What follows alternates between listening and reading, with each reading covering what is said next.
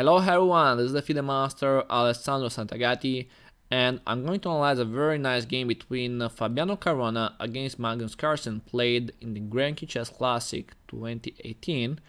And it's a very interesting game because this year there is the World Champion in November, so it's the first fight now, and it was a very interesting game and with a draw. Let's see the game. Caruana played d4, knight f6, c4, g6. So black plays the fianchetto, king's Indian. So knight f3, bishop g7, e3. So white choose a very solid system with a solid structure. Castle, bishop e2, d6, knight c3, and now black plays knight c6. Okay, after knight c6, there are several moves that white can do. One could be, for example, play castle, and the idea is that after e5, white can play d5, knight d7, but it's like king's Indian without the tempo for white, because white played e3 and then e4, so I think black is completely fine here. So I think Caruana played d5. That is okay to attack immediately the knight, and now knight b4. a3, attacking this knight, knight a6. Okay, the idea is bring this knight to c5 if black can, and try to make pressure on e4. Knight d4. Okay, before I don't think is a good move, because if before there is knight takes d5 and the knight on c3 is a problem now for white.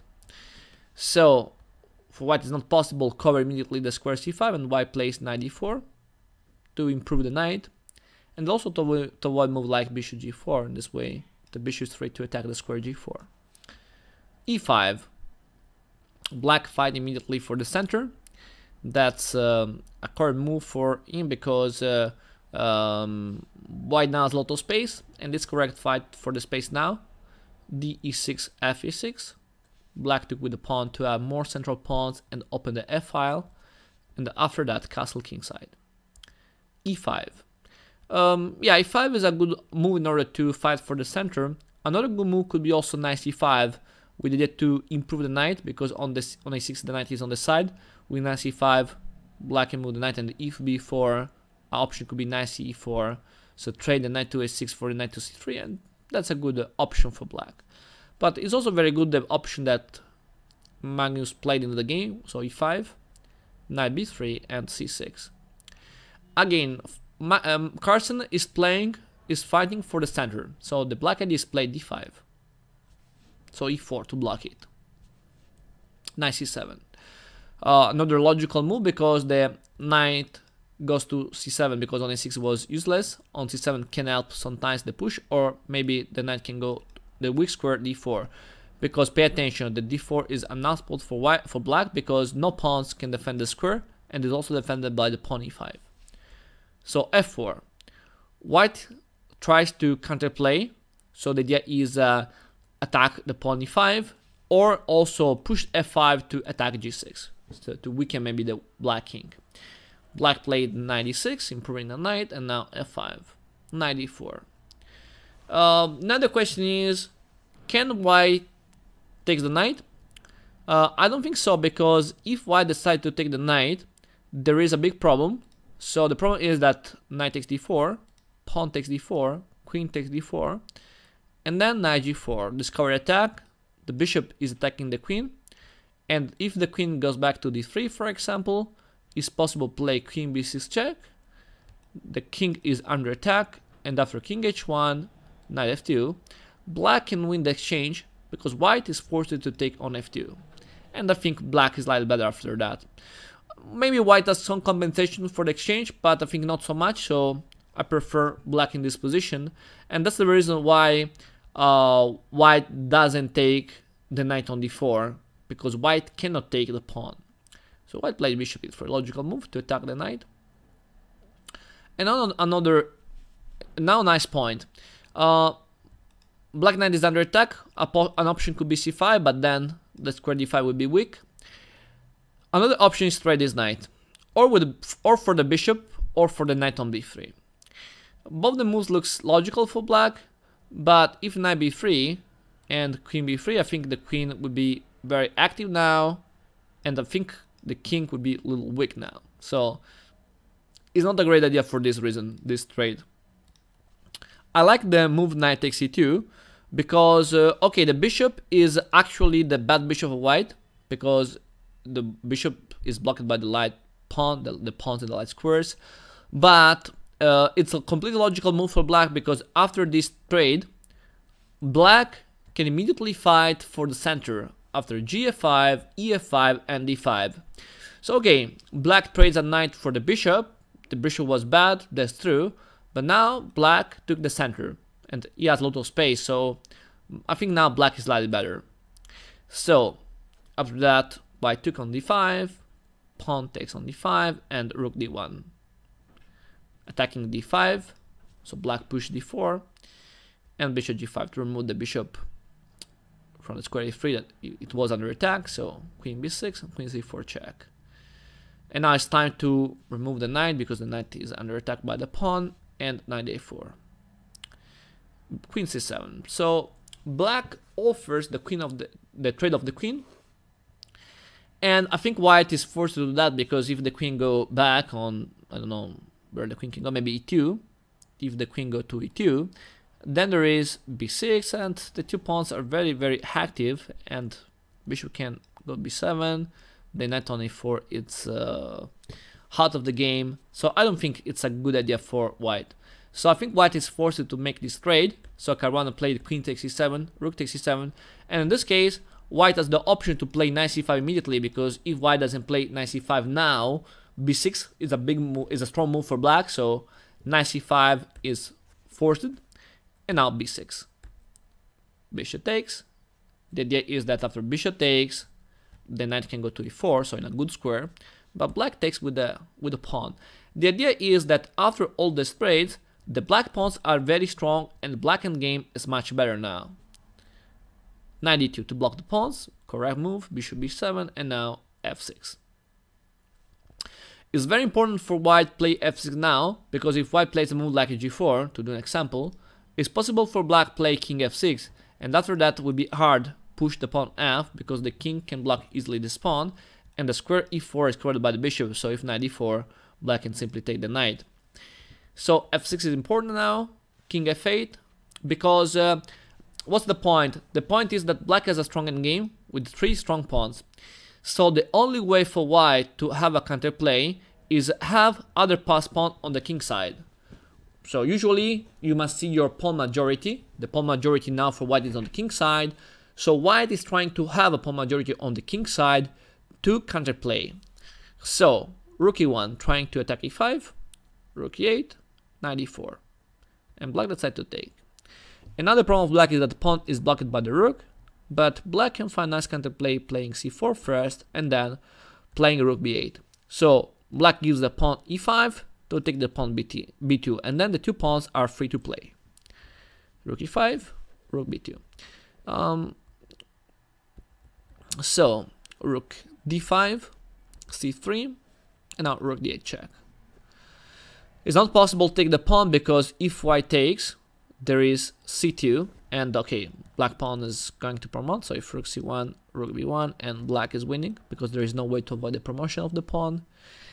So this doesn't work.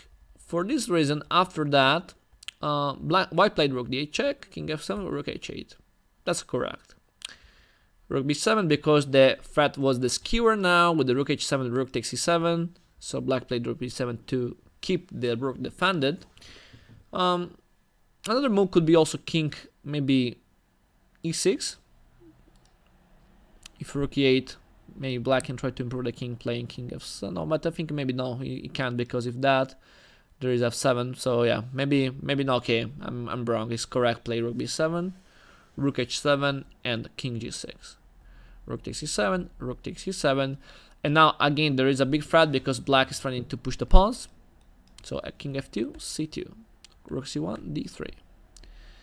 King e3 is forced because if not king e3 there is d2 and black is winning. So the only move is play king e3 to block the pawns, and after that rook d7, threatening to push d2. Sorry, I mean d2. king d2, king takes f6, and now h4. The only plan for white is this: try to have counterplay with the pawns. So it's correct for it's correct for white try to push the pawns to make counterplay. King e5, rook f1, king d4, rook h5. Yeah, white is trying to have counterplay. King is trying to move the king there to support the pawns.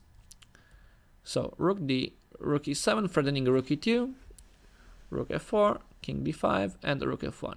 It's very important for white play rook f1, because if not rook f1 and maybe h6, to do an example, black can have a very strong move playing rook e1, for example. That's very easy. If king takes, c1 queen. So that's a problem. For this reason, white has to defend always the first rank. So I don't know if it's possible also another move, because I was thinking also about that. Yeah, but maybe it doesn't work because simply rook f1. So yes, rook e1 was the move. So the only move is rook f1. Now to avoid that, king c4, rook f4, king d5. Okay, he repeated the moves for one time, but then sure Carlsen changed his move, because okay, for sure black can play for a win. Now rook b4 check, king takes a3, rook c4, and king b3, rook c8, a5. Okay, f5 is a mistake. This was the move played by Carlsen, and this was the last position in which it's possible for black win the game. After a5, I think the game is a draw. To win the game, black must play rook h7. The idea about rook h7 is that black is going to stop the pawns. So attacking h5, black is stopping both the pawns, and the plan is push a5, a4, a3, a2, a1 queen. What can happen? Maybe white can take the pawn, but rook d7 check, king e4 for example, and now a5. So the pawn can promote in 1, 2, 3, 4 moves. White can promote maybe in 1, 2, 3, 4, 5, 6. But it's not only that, there is also another nice trick that white can have. So let's see, g5, a4, g6, a3, h6. And now instead of a2, it's very nice rook d8, winning a tempo. If rook takes, queen, so black will win. If rook c7, that looks the only option. Now the difference is that a2, and after the queen, okay, it needs other 2 extra tempos, so black in the meantime can play for checkmate. So this was the idea to win the game for Carlsen. So instead of playing a5, black could play rook h7, blocking the pawns, and now black has enough time to promote the pawn a. If white plays rook b8 check, I think it doesn't work, because black can play king a3, and if the rook can go back to c8, I think at the end we can play let's see, because if we play again king b3, okay, it's possible always play the check, king e2, rook c8, and maybe now we can play a5, improving the position. And the big problem for white is that white has not strong moves. For example, if king d3, it's possible king b1, and if check now, it's possible king c1 with the plan king d1 and c1 queen, and the rook can block both the pawns. So if now rook there, king d1, okay, if rook there, check, and then okay, black can stop the pawns, and this pawn is very fast now, so black can have a very easy win. So that's the point, that there is no way to stop black. So a5, if the 2 pawns are blocked, no, there is no way. If white takes the pawn, there is king b1, and always black is winning here. But unfortunately for Carlsen, he didn't play rook h7, but he played a5. And now it's a draw, because h6 and also the white pawns now are very, very fast. Rook e2, this, and after that black played perpetual check, and that's a draw, because now the 2 pawns are dangerous.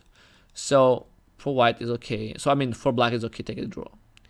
Let's see if black plays other move, but I don't think that can work, because if black plays, for example, a4, g5, if a3, g6, and if rook. Now rook e8 doesn't work because the king is there, right? So doesn't work on rook e8. And if a2, now white probably is winning because there is g7, and if queen, there is g8 with check, right? So now with the check, white can play for a win. So black was forced to play now rook e2, this, and play for the draw. And this game finished with a draw now. So very interesting game between Caruana against Magnus Carlsen. So very interesting. It finished with a draw, but Carlsen had more chances to win that game. He overlooked probably some ideas in the end game, but was very interesting game, and especially very interesting end game. I hope that you enjoyed my video, and if you have questions, feel free to write a comment below. Thank you again for watching. See you soon. Bye.